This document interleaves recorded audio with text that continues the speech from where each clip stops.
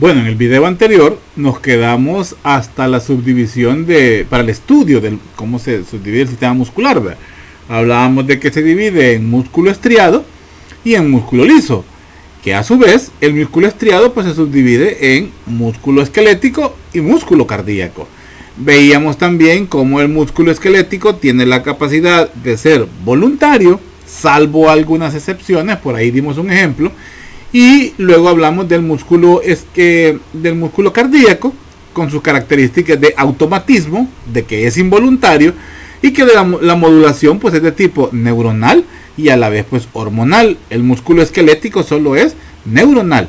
Las neuronas que intervienen aquí son neuronas de tipo eferentes, o lo mismo que es decir, motoras.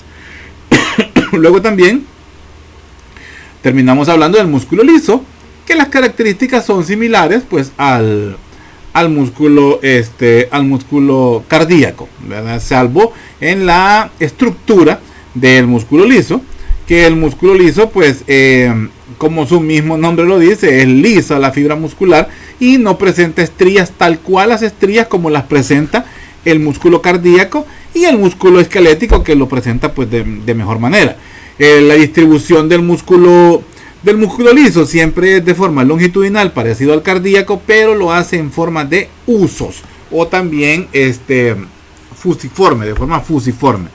Bueno, continuemos entonces y vamos a hablar pasamos a hablar de las funciones. Creo que a eso íbamos a hablar de las funciones, permítanme. Correcto, las funciones del tejido muscular. Entonces, decimos que las funciones que se le atribuyen al tejido muscular son la producción de movimientos corporales, la estabilización permítanme aquí, no tengo el puntero, aquí está. La estabilización, ¿por qué no me lo activó? Aquí, hoy sí. La estabilización de posiciones corporales, el almacenar y movilizar sustancias dentro del cuerpo y la generación pues de calor.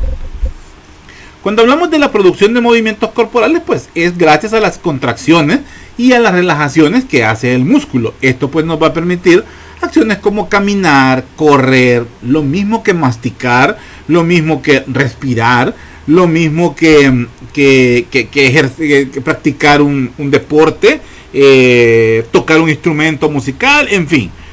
La interacción que podamos tener con el entorno es gracias a la producción de movimientos corporales. La estabilización de posiciones corporales, o sea, estabilizar las articulaciones y ayudar a mantener posiciones corporales, como por ejemplo la bipedestación, o sea, estar parado, o la posición sedente, o sea, estar sentado. Los músculos, aunque estemos sentados, aunque estemos acostados, hay músculos que están ejerciendo siempre alguna acción, tanto contracción como relajación, para poder mantener esa posición en la que estamos. Por ejemplo, en la posición, en la bipedestación. En la bipedestación, para estar parados, por ejemplo, intervienen los músculos erectores de la espina, que son los que mantienen erguida la columna vertebral. También intervienen los músculos que forman parte del carpo, o sea, del tarso, perdón, que son los músculos del pie. Intervienen los músculos flexores y extensores de los dedos, los cuales los ubicamos en la pierna. De una u otra forma intervienen los músculos de la parte posterior del muslo. A la hora de estar sentados, pues intervienen tanto los músculos del muslo a la hora de sentarnos, y también intervienen los músculos erectores de la espina, o los músculos, por ejemplo, el músculo longísimo del dorso, que es un músculo propio de la columna vertebral. Entonces, estos músculos intervienen en las diferentes posiciones que tenemos según pues la ubicación en la que estamos dispuestos. Almacenar y mover sustancias dentro del cuerpo, lo que hablaba y les describía acerca de los esfínteres. Por ejemplo, también intervienen en el retorno venoso a nivel de las venas, por ejemplo, de los miembros inferiores, o sea, las venas más distales del cuerpo. En los miembros inferiores, ellas mantienen un sistema de valvas, ¿verdad?, que actúan como esfínteres, que están a cierta distancia, y eso le permite ir subiendo a la sangre. Es lo que conocemos como el retorno venoso. La sangre se distribuye a través de las arterias, a través de las arterias, viaja desde el corazón, eyectada desde el ventrículo izquierdo a través de la arteria aorta, y esta se distribuye a través de todo el cuerpo hasta llegar hasta el último confín de nuestro cuerpo humano. El retorno de esta sangre ya sin oxígeno es a nivel de las venas, pero las venas no presentan una presión, o sea, no presentan una fuerza que impulse la sangre, a diferencia de la arteria, que sí hay una fuerza que la impulsa, y es el corazón. En las venas no existe esa fuerza. Entonces, la forma de ir subiendo o de ir regresando la sangre hasta llegar al corazón es gracias a ese sistema de válvulas que se encuentran en las venas. Actúan como esfínteres y ahí funcionan los músculos, abriendo y cerrando ese sistema de válvulas para poder completar el retorno venoso. Eso también lo vemos en la bilis, ¿verdad? Lo que les hablaba, en el esfínter de Oddi, el cual se ubica específicamente en la ampolla de Batra, en la segunda porción del duodeno. Ahí encontramos pues un esfínter, el esfínter de Oddi, que regula tanto la excreción, de los jugos pancreáticos, ¿verdad? También como los jugos biliares. En la eyaculación también tenemos un esfínter a nivel de los conductos eyaculadores que se encuentran, estos son provenientes de la glándula seminal. Entonces estos conductos eyaculadores son los que, estos esfínteres que se encuentran ahí, son los que permiten que el semen, a la hora de tener una relación sexual, pues el hombre, y llega al momento culmen del éxtasis, pues ellos se abren y se libera el semen, que va cargado pues con espermatozoides, que son las células de la vida humana, o sea, del hombre, ¿verdad? Entonces eso es gracias pues al esfínter que encontramos en los conductos eyaculadores propios de la glándula seminal. Y por último, lo que les decía, la generación de calor. A eso se le llama termogénesis. Investiguen el término, ¿qué significa termogénesis? ¿Verdad? Entonces, esto nos ayuda a mantener la temperatura corporal normal, es decir, los 37 grados centígrados. Esto medio lo avancé ya rato. Me salió también montada esta. Es que hice una actualización de las diapositivas, pero no las revisé, me fui de un solo. Permítanme. No me gusta esto. Ok, ya está corregida. Entonces hablábamos ahora de las propiedades del tejido muscular. Las propiedades del tejido muscular son la excitabilidad eléctrica, la contractilidad, la extensibilidad y la elasticidad. Cuando hablamos de excitabilidad eléctrica, es la capacidad de responder a estímulos, o es decir, a señales eléctricas que van a determinar el ritmo como actúan estas fibras musculares. También puede ser que respondan a diferentes químicos, y en estos químicos son los neurotransmisores, o también pueden ser las señales hormonales, como hablábamos cuando hablábamos del corazón, del músculo cardíaco. Y esto pues va a determinar lo que llamamos como potenciales de acción, que son los potenciales de acción en el músculo, o sea, la manera en cómo responde el músculo debido a un estímulo o a una excitación eléctrica, como la describe en su apartado, pero también puede ser hormonal. Luego tenemos la contractilidad, o sea, es la capacidad de contraerse, es decir, la fuerza de contracción por estímulo del potencial de acción, de lo que hablábamos anteriormente, o sea, se relaciona con la excitabilidad eléctrica. Entonces, ahora, la contractilidad del músculo puede ser con una disminución de la fibra muscular o sin disminución, que en estos términos, y esto ya es más que todo fisiología, a este nivel pues es más que todo acortamiento, como dice ahí. Entonces puede haber a la hora de contraerse un músculo, pueden pasar dos situaciones con ese músculo en específico.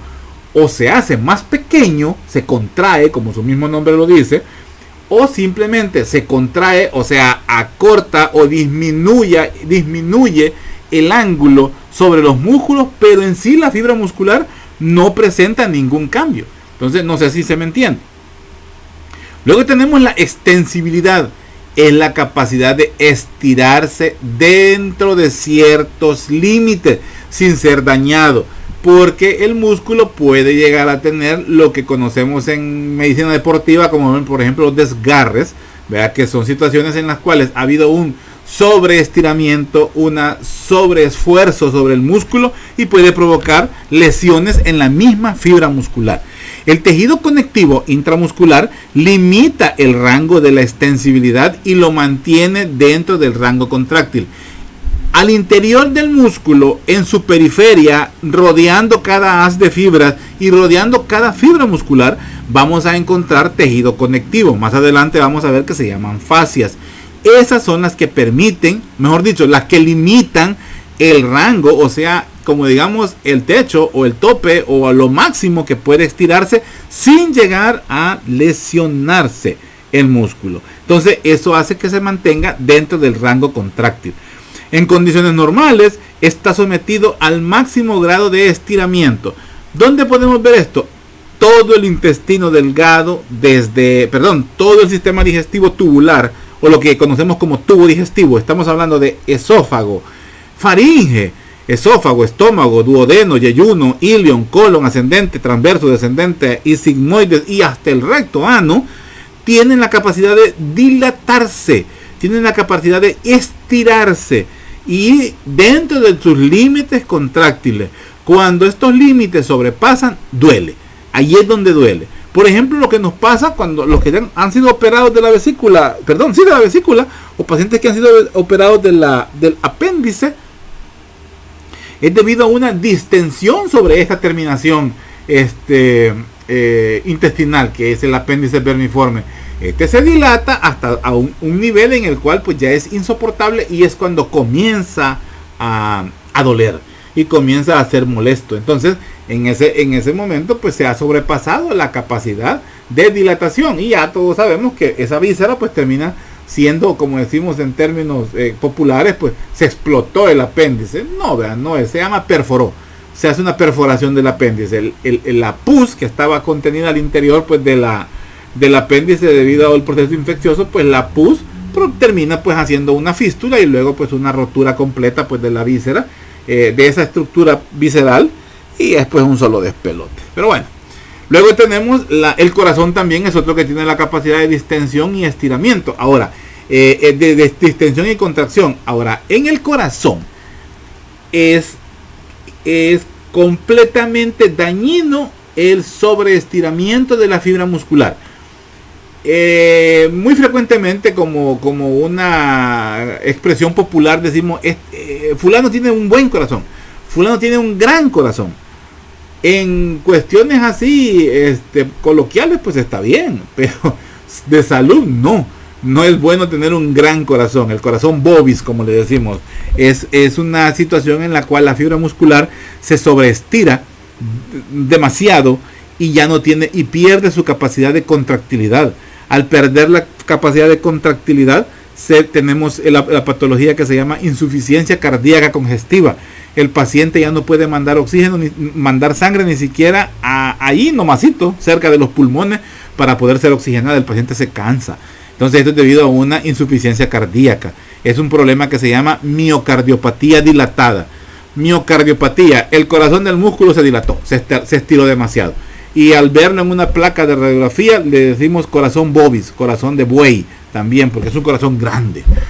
Entonces la elasticidad pues es la capacidad de recuperar su longitud, o sea, no solo la de extenderse, sino también la de recuperar. Elasticidad es completamente diferente a contractilidad. Contractilidad es la capacidad de contraerse, elasticidad es la capacidad de recuperar la longitud y el volumen original del músculo previo a esa extensión. Entonces, o también previo a esa contracción, la capacidad de poder recuperar ese tamaño que tenía antes de extenderse, de estirarse o antes de contraerse. Es la capacidad de elasticidad. Entonces esas son las propiedades propias, las propiedades del tejido muscular. Sigamos. Se me fue también aquí. Hablemos del movimiento.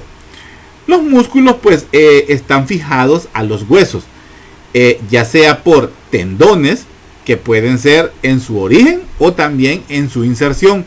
Les decía al inicio, investiguen qué es origen e inserción, se los vuelvo a pedir. Entonces,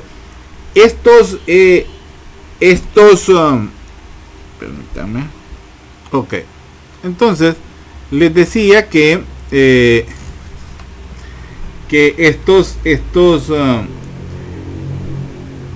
estos músculos pues mueven una parte del cuerpo y a menudo, bueno, ¿cómo les puedo explicar? La zona donde se produce el movimiento o la zona que se mueve del... Aquí mejor, aquí está el ejemplo. Mejor, ya me estoy perdiendo, permítanme, aquí está.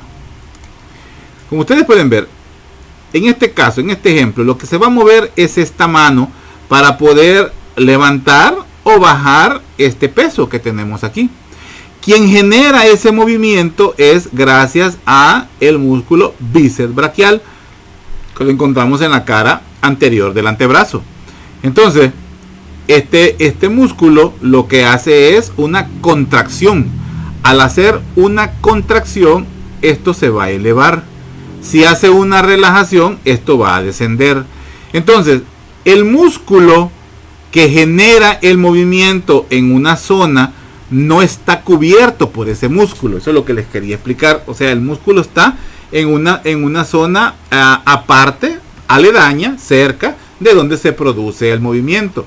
Eso sí, el músculo y las estructuras que lo componen, para este caso los tendones, que son los que hacen el origen y la inserción, estos sí deben cruzar la articulación, que es la que sirve como bisagra para que se genere el movimiento. Entonces, el músculo no está sobre la zona donde se produce el movimiento, está cerca, eso sí. Vean. Entonces, ahora, y también que el músculo y sus estructuras deben cruzar la articulación para poder hacer el movimiento que se le exige o que se le pide a esa articulación o a ese conjunto pues de huesos, articulaciones y músculos. Entonces el movimiento se produce traccionando los huesos, o sea, traccionándolo proximalmente o traccionándolo, o sea, liberándolo distalmente. Proximalmente porque lo acerca a la línea media, distalmente pues porque lo aleja. Entonces, en sí los huesos pues funcionan tal si fueran palancas. Una palanca es esto, o sea, este movimiento para acá son movimientos de palanca. Y las articulaciones, que es esto de acá, esta articulación, esta es una articulación. Una articulación es, investiguen qué es, busquen la definición de articulación. Así ya vamos avanzando para la siguiente clase. Entonces, una articulación, pues, es en donde encontramos la unión, para este ejemplo, de los huesos. Entonces, ellas funcionan como tal si fueran los fulcros. El término fulcro, o estos términos de los que estamos hablando, porque vamos a hablar de las palancas, esto es, ¿cómo se llama? Esto es, son términos de física, donde hablamos de las palancas. Hablamos de palancas de primer género, de segundo género y del tercer género. En mis tiempos decíamos punto de apoyo. En las últimas literaturas yo he visto que se refieren a ellos como fulcro. Posiblemente ustedes pues así lo vieron cuando llevaron su materia de física, si es que todavía la ven en bachillerato, ¿verdad? Le llaman fulcro. Y la zona que ejerce pues donde se debe ejercer la fuerza es lo que conocemos como la resistencia. Ahora, la mayoría de los músculos cruzan al menos una articulación y en general se insertan en los huesos que forman la articulación. Es lo que les había prácticamente descrito. Otro error en la diapositiva, permítanme. Ahí ya está. Ahí ya está corregida. Permítanme, ¿dónde está? Aquí está.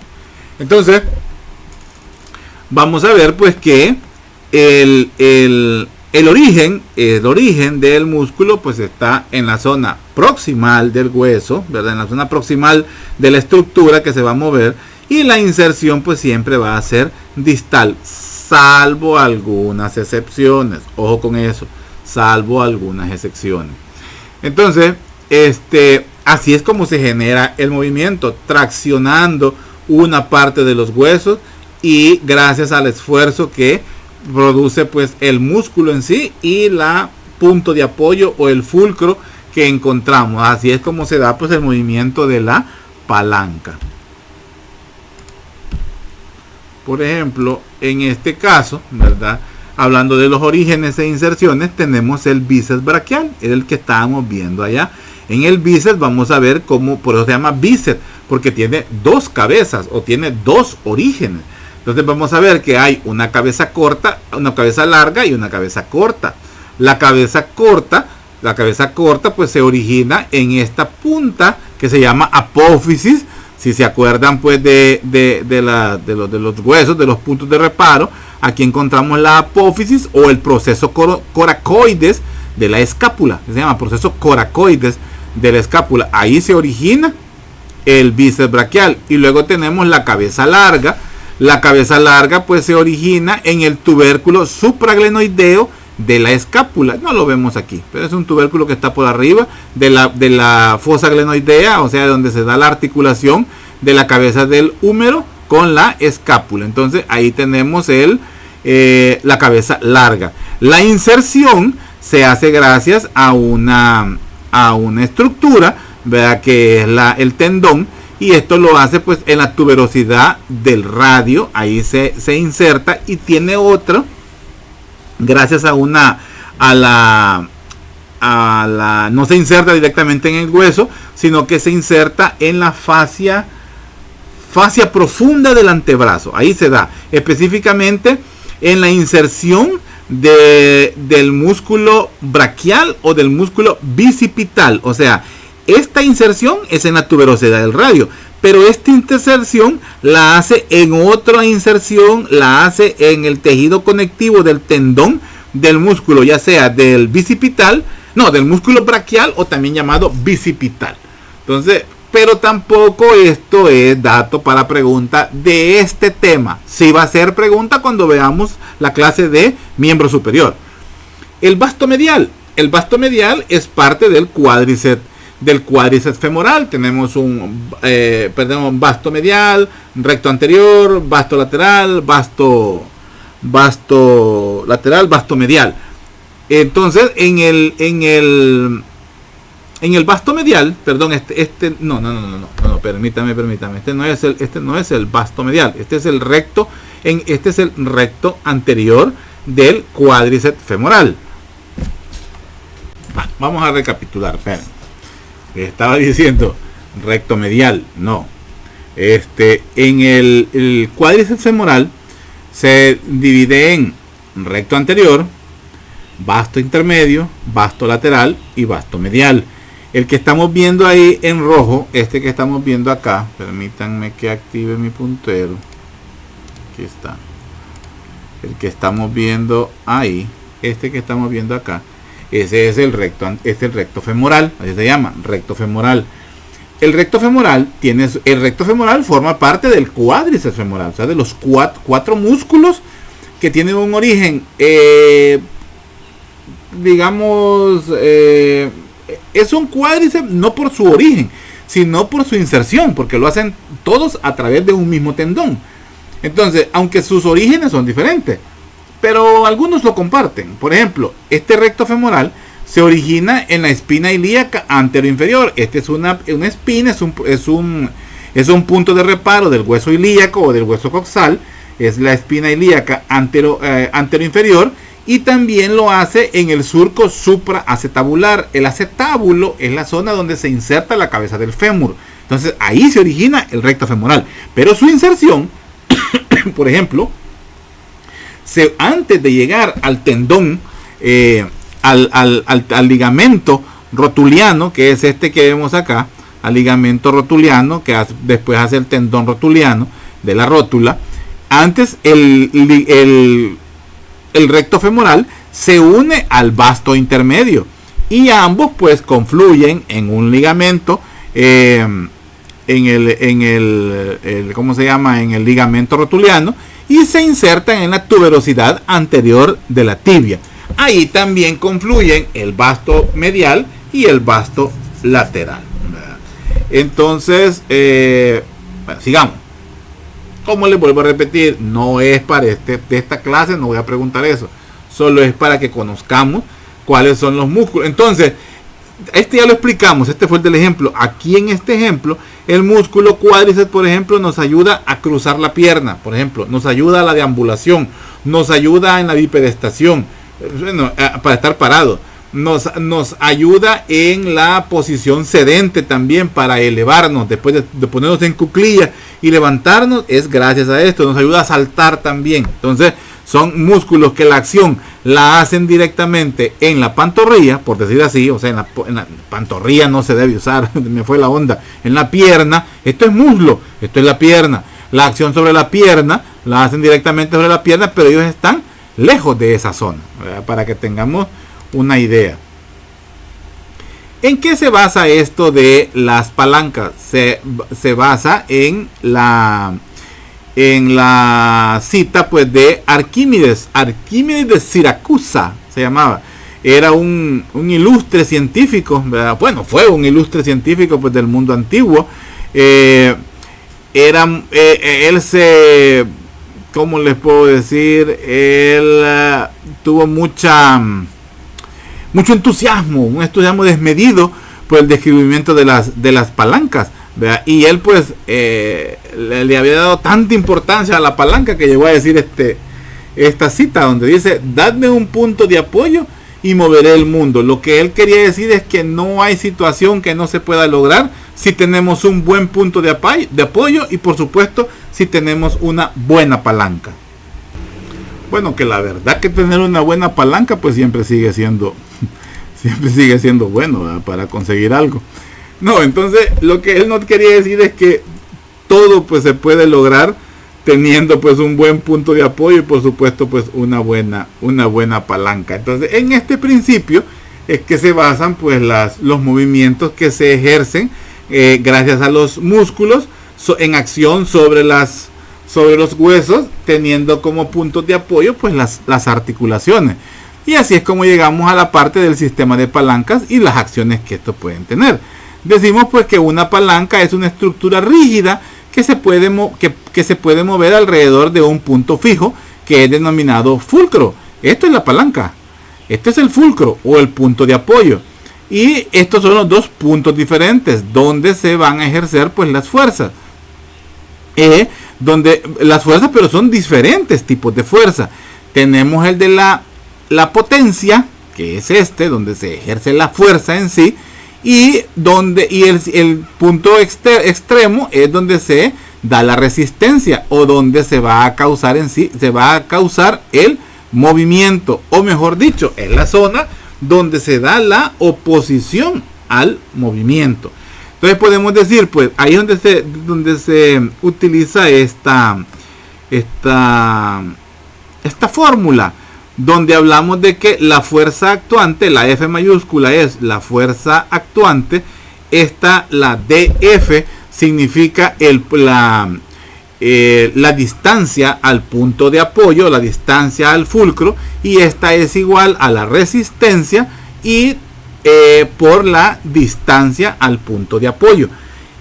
En síntesis, como una fisiología, no es física lo que estamos hablando, lo que podemos decir que una palanca estará en equilibrio cuando el producto de la fuerza actuante por la distancia al punto de apoyo es igual al producto de la fuerza de la resistencia por su distancia al punto de apoyo. En español, cuanto mayor sea la distancia al punto de apoyo con la que aplicamos la fuerza actuante, mayor ventaja tendremos respecto a la fuerza resistente. ¿Qué podemos decir? Entre más grande sea la palanca que tenemos, así será que la fuerza que imprimamos en ese extremo será menor, ¿verdad? O irá siendo menor, entre más largo irá siendo menor, y la resistencia que se va a oponer va a ser menor. No sé si me doy a entender. Si esta palanca fuera muy pequeña, el punto de apoyo estuviera aquí, porque tiene que ver mucho la distancia. Si el punto de apoyo estuviera aquí, la palanca fuera muy pequeña, la fuerza que ocuparíamos para mover esta resistencia sería mucho mayor. Diferente es el punto de apoyo equidistante de las dos situaciones, tanto donde se da la fuerza, donde se da la potencia o la fuerza que se imprime con relación a la resistencia. Entre más alejado esté tanto el punto de apoyo y entre más grande sea la palanca, la resistencia que tendremos será menor. Por eso esta persona pues decía que ponía el ejemplo que si tiene un buen punto de apoyo y teniendo una palanca pues muy grande, él podía llegar a mover el mundo. Podría tener razón, ¿verdad?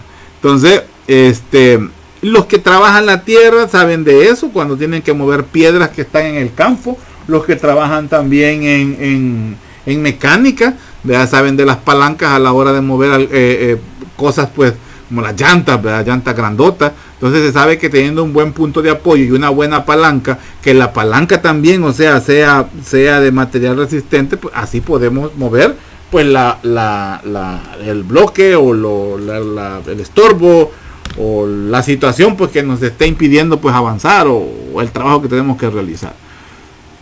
De ahí pues decimos que tenemos tres tipos de palancas. Las palancas pues de primer género o de primera clase, de segunda clase y la de tercera clase. Como podemos ver, la diferencia es el punto de apoyo. ¿Dónde está el punto de apoyo? ¿Dónde está la fuerza y la resistencia?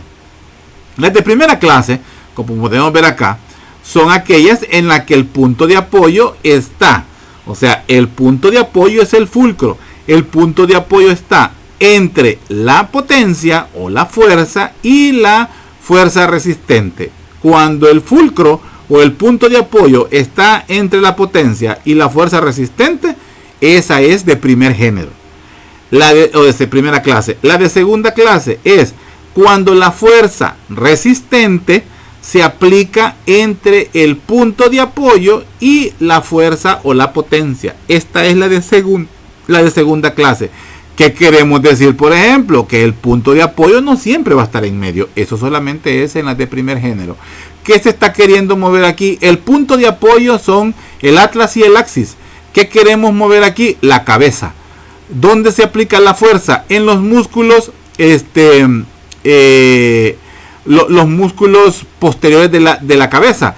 Entonces, estos músculos, que son extensiones de los músculos erectores de la espina, estos músculos hacen contracción y al hacer contracción nos hacen levantar el cráneo. El punto de apoyo es el atlas y el axis, la articulación atlantoaxial junto con la atlanto-occipital. Ahí es el punto de apoyo.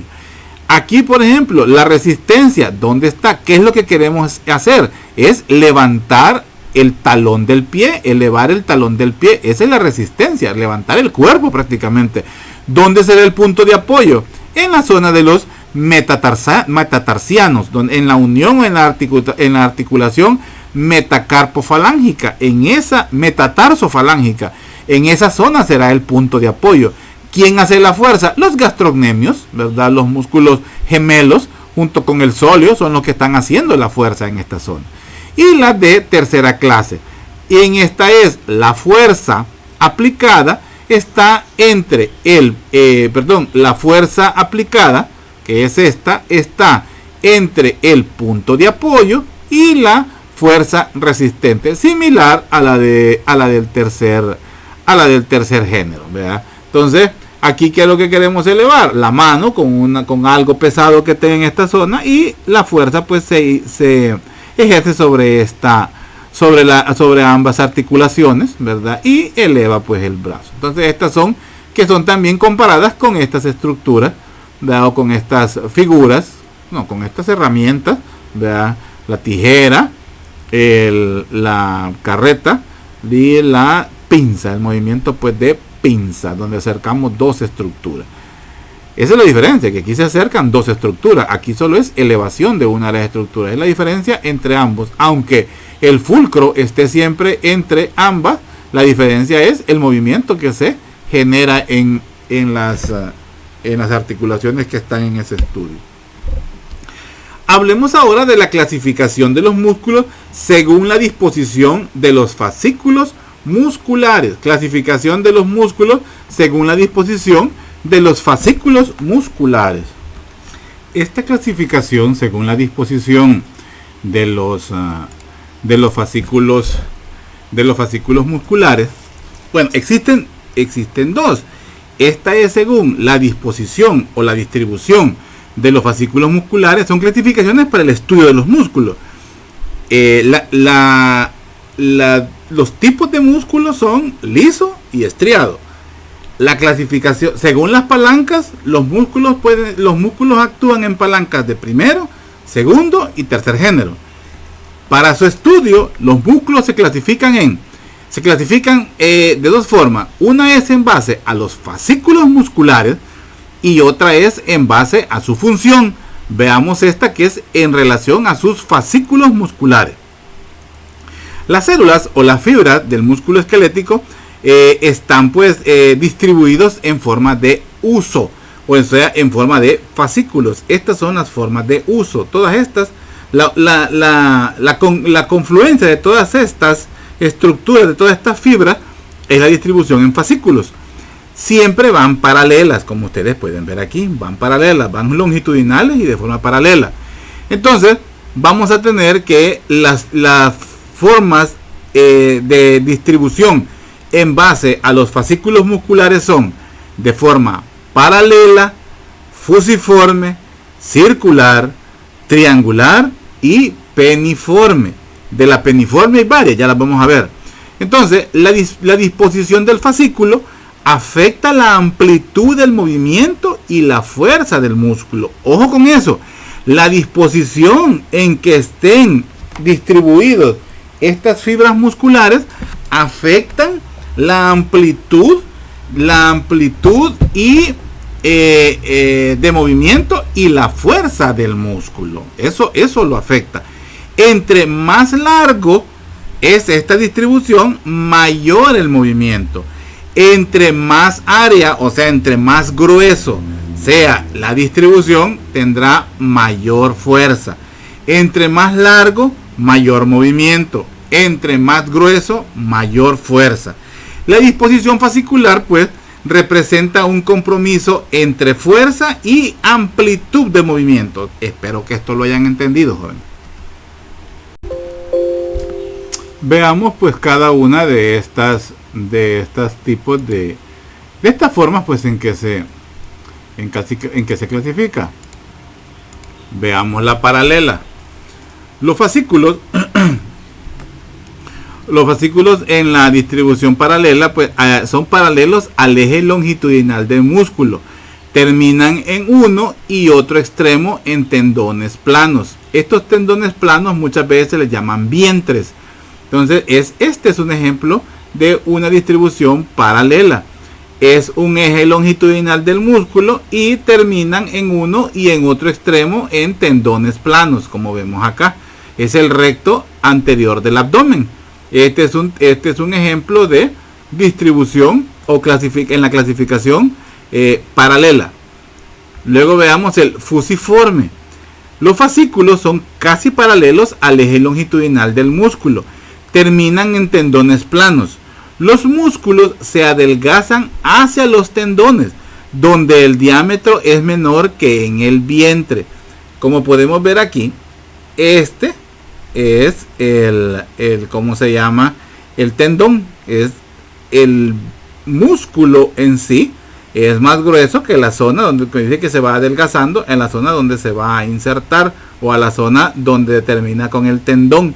Entonces esa es la distribución en forma fusiforme, y esto tiene forma de un fuso. Un fuso es un eje. Entonces, como los ejes, por ejemplo, del vehículo, donde va la corona, donde se inserta el cardán, que es la parte inferior, pues, del vehículo, donde se da el movimiento, pues, de las llantas. Entonces, eso es en forma de fuso o de un eje. Entonces, ese es la distribución en forma fusiforme. El ejemplo, pues, una de las cabezas, esta sería la cabeza corta del bíceps braquial. Sigamos. No quiso, aquí está. La clasificación siempre fascicular pero de la forma circular. Los fascículos en disposiciones circulares concéntricas forman los músculos de los esfínteres que cierran un orificio o pues una abertura.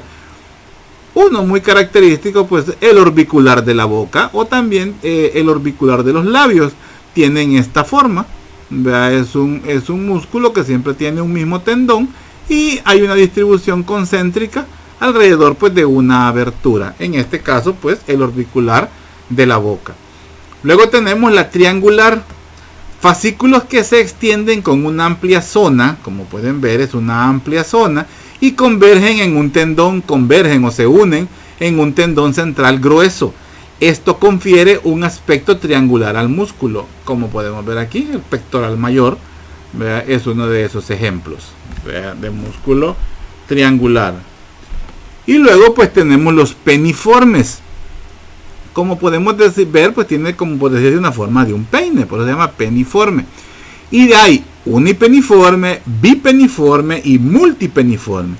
Unipeniforme son fascículos dispuestos de un solo lado del tendón. Como podemos ver, está a un solo lado del tendón. El tendón no es como lo veíamos allá, como lo vemos aquí, que tiene dos lados, como que fuera una pluma.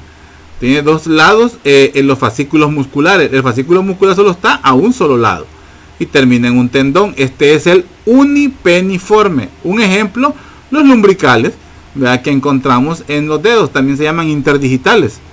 Luego tenemos el bipeniforme. Fascículos dispuestos a ambos lados del tendón y el tendón está en posición central. Los del cuádriceps femoral, allá vimos el recto femoral, por ejemplo. Ese es un típico bipeniforme. Y luego tenemos el multipeniforme. Los fascículos se fijan oblicuamente de muchas direcciones en varios tendones, como podemos ver. Este es un multipeniforme. Un ejemplo, el deltoide, el que está cubriendo la articulación pues del hombro. El deltoide es un ejemplo de multipeniforme. Entonces, del peniforme tenemos tres diferentes distribuciones: uni, bi y multipeniforme. Sigamos. Ahora veamos clasificación según su función. Los movimientos pues son el resultado de la acción grupal de varios músculos esqueléticos. Ojo, para poner un ejemplo, cuando yo les ponía, por ejemplo, cuando veíamos la palanca de tercer género, donde el bíceps, ¿verdad?, se hacía una contracción para que el antebrazo se acercara hacia la línea media, pues entonces decíamos que era el bíceps el que lo hacía. Pero no, ahorita vamos a ver de que hay más músculos que intervienen en este movimiento. Entonces vamos a ver que los movimientos pues son el resultado de la acción grupal de varios músculos esqueléticos. La mayoría de estos músculos permítanme. Entonces decíamos que la mayoría de estos músculos se disponen en pares opuestos o músculos antagónicos. Esto lo hacen alrededor de las articulaciones. Es decir, por eso vamos a ver que en más que todo en los miembros, vamos a ver cómo en la cara anterior se ubican lo que conocemos como músculos flexores y en la cara posterior, bueno, hablando de la mano, por ejemplo, hablando del antebrazo y la mano, por decir así. En la cara anterior del antebrazo vamos a encontrar los músculos flexores de los dedos. Pero en la cara posterior del antebrazo vamos a encontrar los extensores de los dedos. También vamos a encontrar otro grupo de músculos que son los abductores y los aductores. Los flexores son los que flexionan, los extensores son los que extienden, los que estiran, por decir así. Los flexores me ayudan a cerrar el puño y los extensores me ayudan a abrir el puño. Los abductores me alejan la mano de la línea media y los aductores me la acercan, ¿verdad? Entonces ya vamos a ver eso más adelante. Entonces vamos a ver que tenemos dos tipos de acciones o de tipos de músculos que realizan estas acciones: los agonistas y los antagonistas.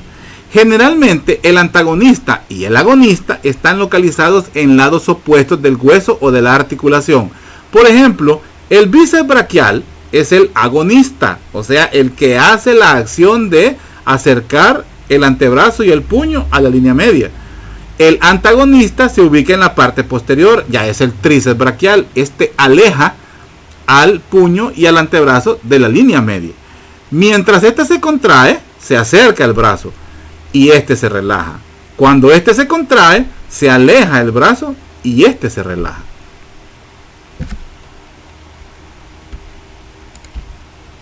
Entonces, aquí vemos, por ejemplo, permítanme. Aquí vemos, por ejemplo, el bíceps contraído, se acerca el antebrazo y el puño, y el tríceps está relajado. Situación contraria, el bíceps se relaja, el tríceps se contrae para que este se extienda. Entonces existe otro grupo de músculos que son los sinergistas y los fijadores. Estos ayudan a las acciones de los agonistas y de los antagonistas. Los sinergistas, estos impiden movimientos no deseados de las articulaciones intermedias, o sea, la articulación donde se está ejerciendo la fuerza, y a la vez ayudan al movimiento del agonista y permiten movimientos distales al sitio donde se produce una contracción. Por ejemplo, un sinergista me ayude. Sigamos en el ejemplo del antebrazo con el codo y el brazo. En el momento que el agonista, ¿verdad?, está acercando el puño y el antebrazo hacia la línea media, o sea, acercándolo, digamos, a nuestro rostro, por poner un ejemplo, permítanme, ¿dónde estoy?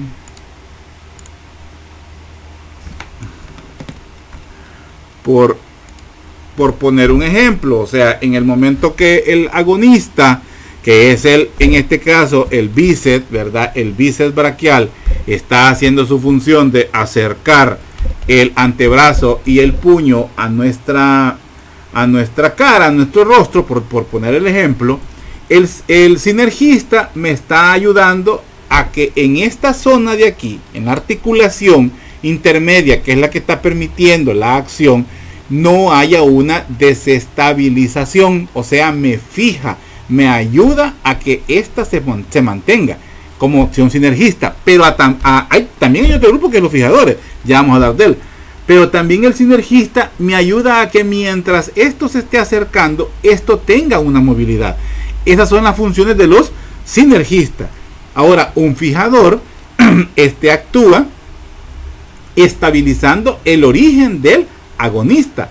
El fijador actúa en el origen del agonista. El agonista, que era el bíceps, ya vimos que tenía dos orígenes, dos zonas de origen, porque tenemos una porción larga, una porción corta. La porción corta ya sabíamos que se fijaba en la apófisis coracoides de la escápula, y la porción larga lo hacía en la zona de la articulación o de la cavidad glenoidea. Entonces, en esa zona actúa el fijador, permitiendo que la zona donde se origina el movimiento no se desestabilice. Entonces, ¿qué queremos lograr con eso? Eficiencia en el movimiento que se está generando. Entonces tenemos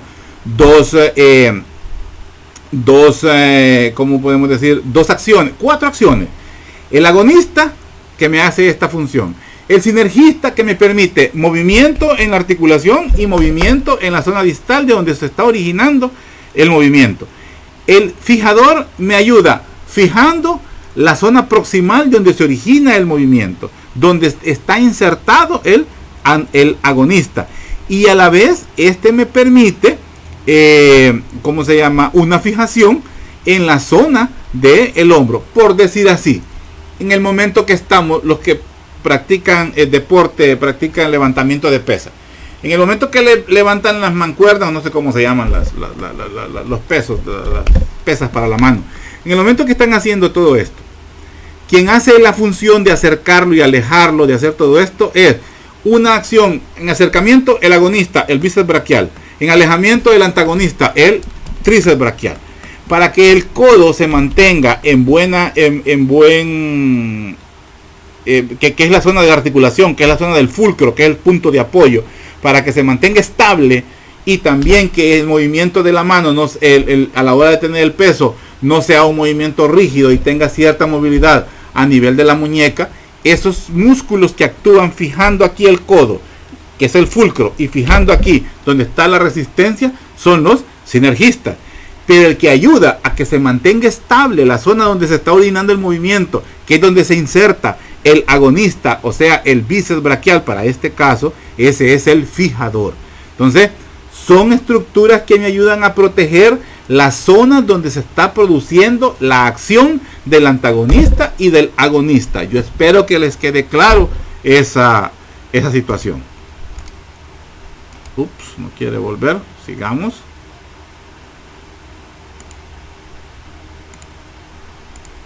Permítanme, que tenemos errores, Houston. Aquí está. Sí, no. Pues sí.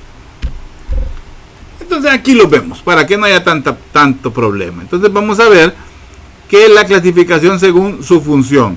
Bíceps braquial agonista, tríceps braquial antagonista. El braquial, que es un músculo que va a actuar sobre el codo, es un sinergista. Los sinergistas son también los aductores. Y el otro, que es el fijador, que es en el músculos del hombro. Por ejemplo, aquí vamos a tener los músculos del manguito rotador, así se llaman esto. Cuando veamos los miembros superiores vamos a ver eso del manguito rotador. También aquí entre deltoides. Entonces son los músculos fijadores. Agonistas son flexores, antagonistas son extensores, sinergistas son abductores, fijadores son abductores. Estos dos términos me hace falta que me los investiguen. ¿Qué es aducción? Aducción, A-D-U-C-C-I-O-N, aducción. ¿Y qué es abducción? A-B-D-U-C-C-I-O-N, abducción. Investíguenmelo por favor y me lo van a mandar así como hicimos con la tarea anterior. Ahí se los voy a ir poniendo yo. Sigamos. Ahora bien, otra cosa importante con respecto a los músculos es hablar sobre los compartimientos. Esto más que todo lo vamos a ver en los miembros. Es un grupo pues de músculos esqueléticos. Vamos a ver que en estos compartimientos vamos a ver la situación donde se ubican los vasos sanguíneos y los nervios asociados. A eso se le llaman paquetes vasculonerviosos.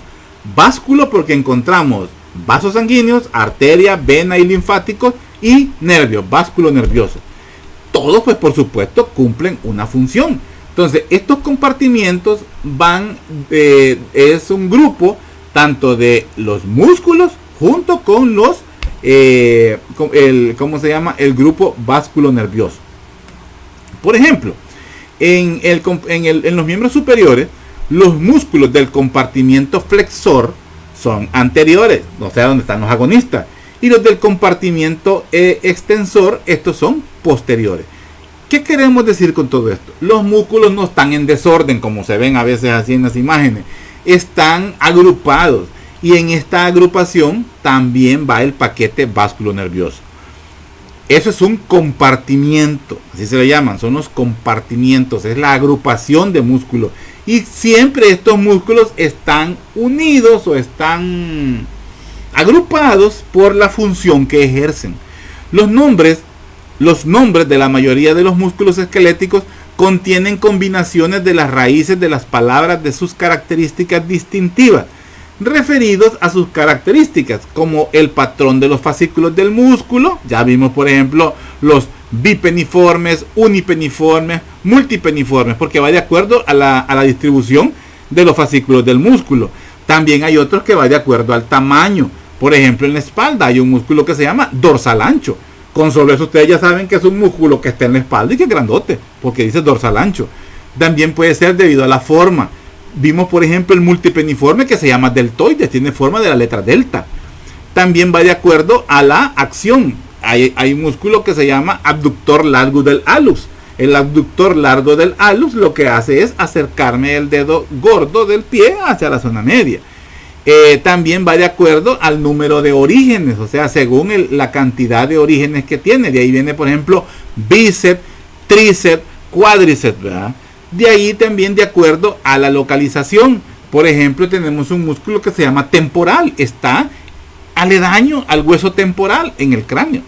Entonces, Hay otro que se llama occipito frontal, porque está tanto en la parte occipital del cráneo como en la parte frontal. Y, este es de acuerdo al lugar y origen de la inserción. Ese es el occipito frontal, por ejemplo. Según pues la localización, tenemos por ejemplo el cuádriceps femoral. Su nombre lo recibe no solo por el número de origen, sino también porque está aledaño al músculo, al hueso femoral. Entonces, son estos cuadros que están aquí a continuación. De acuerdo a la orientación de los fascículos respecto a la línea media, vamos a encontrar, por ejemplo, que reciben el nombre de recto, transverso, oblicuo. Oblicuo externo, ¿verdad? Es un músculo de la pared anterolateral. El transverso del abdomen, también de la pared abdominal. Y el recto del abdomen, que lo vimos como uno de los músculos en distribución pues paralela. Aquí está, paralela. Luego tenemos, por ejemplo, según el tamaño del músculo, el máximo, que quiere decir el más grande, el glúteo máximo. Tenemos glúteo máximo y glúteo mínimo. El mínimo también, el glúteo mínimo o glúteo menor. El largo, por ejemplo, el abductor largo, o sea, un músculo que según la distribución, según la longitud del músculo, pues se presenta como largo, o también pues como corto, como el abductor corto. El ancho, ya les decía, el dorsal ancho. El longísimo también, el longísimo de la cabeza, o también hay un longísimo del dorso. El magno, que quiere decir grande, el abductor mayor, o también el magno así. Pero es que hay uno que ahorita se me fue la onda. También tenemos mayor, que quiere decir más grande, el pectoral mayor. El menor, que quiere decir más pequeño, el pectoral menor. El vasto lateral, ¿verdad? Según el tamaño. Estos son apelativos o sinónimos del tamaño del músculo. Luego tenemos según la forma. Ya les hablaba del deltoide, que tiene forma triangular. El deltoide. El trapecio, el músculo trapecio, son músculos también de la espalda. El serrato, que tiene forma de dientes de sierra. El serrato anterior, son músculos del pecho. Romboides, son músculos que están en el dorso lateral del tronco. Romboides mayor, romboides menor. El orbicular, que tiene forma circular, orbicular de los ojos, orbicular de la boca. El pectíneo, que tiene forma también de un peine, es el pectíneo, son músculos que están en la cintura pélvica. El piriforme, que tiene forma de pera, el músculo piriforme, son músculos que están en la mano. El platisma es un músculo plano, platisma está en el cuello, en la cuello y tórax superior, parte superior del tórax. El cuadrado, el cuadrado femoral, cuadrado lumbar también, cuadrado lumbar está en la parte posterior. Y el gracil o gracilis, que son músculos delgaditos, estos son músculos de la pierna. Según su acción, los que tienen función flexora, o sea, reducen el ángulo articular, flexor radial del carpo. Los extensores, bueno, aquí esto, léanlos y traten de comprenderlos por favor, porque así los puedo preguntar en un pareo. Estas dos definiciones se los estoy preguntando. Definiciones de abducción y aducción. Sigamos. Según el número de orígenes, o sea, el número de tendones. Si tiene 2 tendones, bíceps. Si tiene 3, tríceps. Si tiene 4, cuádriceps. Y esto ya lo hemos visto por ahí. Según la localización, o sea, dónde se ubican. El temporal, cerca del hueso temporal. ¿Qué más? Búsquenme ejemplos de estos. Músculos según que tienen su nombre según la zona donde se ubican, ¿verdad? Por ejemplo, se los estoy pidiendo. Por ejemplo, hay un músculo que es músculo tibial, ¿verdad? Está cerca de la tibia. El origen, según el origen y la inserción. Ya les di un ejemplo, el occipito frontal. Pero aquí tenemos otro, el esternocleidomastoideo. Se origina en el esternón y en la clavícula. ¿Y dónde se inserta? En la apófisis mastoides del hueso temporal. Por eso su nombre de esternocleidomastoideo. Otros puntos importantes en relación al estudio pues de los músculos es hablar acerca de las fascias. Las fascias pues son como les podríamos decir, cubiertas, ¿verdad? Son cubiertas de los fascículos o del grupo muscular, ¿verdad? Del compartimiento muscular, que viene a ser, pues como dice ahí, es una venda, es una lámina densa o una banda ancha, pues de tejido conectivo, de forma irregular, y este va a revestir pues la pared y la pared del cuerpo del grupo muscular, pero también el cuerpo y el interior de los haces de las fibras musculares. Asimismo, pues sostiene y rodea pues los músculos y otros órganos que están cercanos, aledaños, contiguos al fascículo muscular. La fascia pues mantiene unidos a los músculos que cumplen una función similar, es decir, una fascia es la que permite lo que hablamos anteriormente, lo que era el compartimiento. Permite también una fascia el libre movimiento de los músculos, transporta los nervios, los vasos sanguíneos y los linfáticos y llena los espacios entre los músculos. O sea, todo esto que vemos por fuera del fascículo muscular, como lo vemos acá, esto es fascia. Lo que está alrededor de cada uno de los grupos musculares, ¿verdad? De cada uno de estos grupos musculares, eso es fascia, lo que lo rodea. Esto que vemos acá por fuera, esto es fascia. Y lo que está dentro de cada fibra muscular, que ya es prácticamente a nivel microscópico, también es fascia. Lo que cubre los espacios entre los haces musculares, eso también es fascia. Y dentro de la fascia encontramos el paquete vasculonervioso. Entonces tenemos fascia muscular superficial y fascia muscular profunda. Las extensiones de esta fascia, según su ubicación, son lo que conocemos como el epimicio, que es la parte más externa del fascículo muscular, el perimicio, el que rodea, ¿verdad?, el grupo de fibra, y el endomicio, el que rodea pues cada una de las fibras musculares. Entonces, eso es ¿cómo se llama? Las extensiones pues de la fascia, el epimicio, el perimicio y el endomicio. Esto es más que todo de microanatomía. Esto lo vamos a ver más adelante. Aquí lo vemos, todo esto es fascia, la fascia externa y la fascia interna. Cada una de estas pues son fibras musculares. Entonces aquí vamos a ver el epimicio, el perimicio alrededor de cada uno de estos, y alrededor de cada fibra muscular es el endomicio. Extensiones de tejido conectivo siempre de la fascia muscular pues son, por ejemplo, el tendón. El tendón, que es esto, el tendón, se forma cuando las tres capas de tejido conectivo, epi, peri y endomicio, se extienden más allá de la fibra, o sea que sobrepasan la fibra muscular. Estas confluyen y permiten la unión del músculo al periósteo del hueso. Eso es un tendón. Cuando los elementos de tejido conectivo se extienden como una lámina ancha y plana sobre la extensión muscular, a eso se le llama aponeurosis, pero siempre tiene que ver con las fascias epi, peri y endomicio. Entonces, si es una lámina plana sobre el músculo, es una aponeurosis. Si es una extensión por fuera de los haces musculares, eso es un tendón.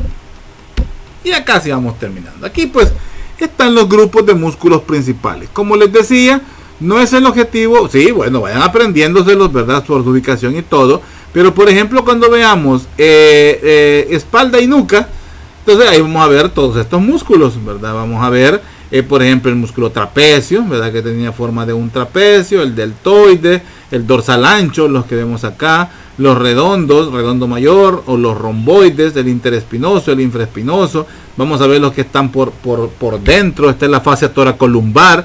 Por dentro vamos a ver los músculos erectores de la espina. Cuando veamos glúteo y pierna, vamos a ver el glúteo mayor, glúteo menor, glúteo mínimo, músculo gracilis, músculo gastrocnemio. Vamos a ver semimembranoso, semitendinoso, el bíceps femoral, en fin. Vamos a ver pues todos los músculos según su ubicación. Ahorita eran generalidades sobre los músculos. Estos son los músculos de la expresión facial. ¿Verdad? Aquí vemos por ejemplo el risorio. ¿Verdad? Es un músculo que nos ayuda pues con la sonrisa. El macetero es un músculo propio de la masticación. El temporal, también otro músculo propio de la masticación. Aquí está el temporal, uno que recibe el nombre según su localización. El esternocleidomastoideo del que hablamos, que es este, ¿verdad? El esternocleidomastoideo se origina en el esternón, en la clavícula y se inserta pues en la apófisis mastoide del temporal. Los músculos extraoculares de los que hablábamos es músculo estriado, músculo estriado esquelético. Músculos extraoculares son los que ayudan a la movilización del globo ocular. Músculos del cuello, ¿verdad? Los músculos del cuello, vamos a ver más adelante los triángulos, algo muy bonito, cómo actúan los músculos aquí, los supra e infrayoideos, son los 4 que están por arriba del yoides y los otros 4 que están por abajo del yoides. Músculos del tórax y del abdomen, aquí están por ejemplo los que hablábamos, esto es el recto, ¿verdad? El recto anterior del abdomen. El oblicuo externo, que viene con las fibras hacia abajo, el oblicuo interno lleva las fibras hacia arriba, aquí no se pueden ver, y el transverso del abdomen que está pues por debajo. Esos son los que conforman la pared abdominal. Músculos de los miembros, aquí tenemos por ejemplo el músculo bíceps con su porción larga, porción corta y porción larga. ¿Qué más? Los músculos redondo mayor son de la parte posterior, dorsal ancho, ¿verdad? Que estamos aquí, la apófisis, ¿no? La fascia toracolumbar en esta zona. Músculos flexores de los dedos, o sea que estamos viendo la palma de la mano. Estos son los músculos flexores de los dedos. Y la parte posterior son los extensores de los dedos. Estos son músculos del muslo. Aquí tenemos el músculo sartorio, es uno de los músculos más largos del cuerpo. Sartorio o costurero. Mucho glúteo mayor, glúteo medio, glúteo mínimo más abajo. Músculos de la cara anterior del pie, cara anterior de la pierna y los músculos de la cara posterior de la pierna. Estos son los extensores, ¿verdad? Extensores del pie, y los flexores están en la cara posterior, a diferencia de como lo vemos en la mano. Esto es parte de la planta del pie. Esto que vemos aquí, este es el flexor corto de los dedos, ¿verdad? Y bueno, se terminó la clase. Con esto pues nos quedamos, hemos visto pues la clase de músculos, ¿verdad? Ya vimos la clase de músculos y quedamos pendientes pues para ver la clase de articulaciones. Terminando la clase de articulaciones, vamos a comenzar con las clases de vamos a comenzar pues con las clases de microanatomía. De tarea también les dejo que me den una reflexión sobre este pensamiento de Séneca. Aquel que mejor vive la vida es el sabio, ya que recuerda sabiamente el pasado, sabe aprovechar el presente y dispone del futuro. Una reflexión, jóvenes, sobre eso. Así es que nos vamos a quedar pues hasta aquí. Estudien esta clase. Posteriormente les estaré diciendo cuándo vamos a hacer cuándo voy a evaluar esta clase, qué fecha voy a evaluar esta clase. Sería la próxima semana, el lunes.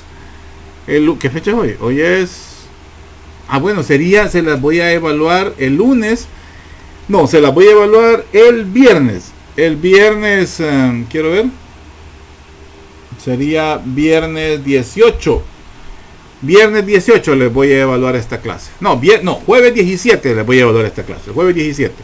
Jueves 17 por la tarde, entre 6 y 8. A veces, yo quisiera hacerlos temprano, pero a veces, yo hago el test y lo tengo listo y lo subo. Lo voy a hacer en línea. Pero no me gusta dejarlo libre, me gusta estar en el momento que se está realizando. Por cualquier situación, se cayó el sistema, se cerró alguna pregunta, no sé, alguna situación que se dé inmediatamente, pues yo la puedo resolver mientras esté en línea. Así es que por eso digo yo que a las 6, pero por mi trabajo a veces yo no salgo a tiempo. Yo no tengo un horario, yo trabajo en base a citas, pero a veces se me va la onda y ya ha habido veces que salgo 4 horas en la madrugada porque así es el trabajo, entonces ni modo. Pero espero pues estar libre para esa fecha. Así que el 17 haríamos el examen de este tema de músculos. Oigan, así que estudienlo. La tarea de esa se la voy a poner como fecha límite el viernes. La tarea no, si son unas 2 cosas que los puse a investigar. El mismo jueves va a ser el día tope para eso. Así que cuídense mucho, estudien bastante, jóvenes, y en esta semana quiero ponerme al día con los temas para que vayamos ya con la fecha. Por favor, yo tengo las fechas por ahí, pero no me acuerdo muy bien. Si alguien tiene las fechas de los exámenes, o sea, de qué semana, de qué fecha o en qué semana, son casi 15 días los que nos dan para hacer los exámenes. Si alguien me lo puede averiguar, por favor, me lo pasa, por favor, me lo hace llegar. Se lo voy a agradecer mucho. Cuídense bastante y estamos pendientes, ¿ok? Ok.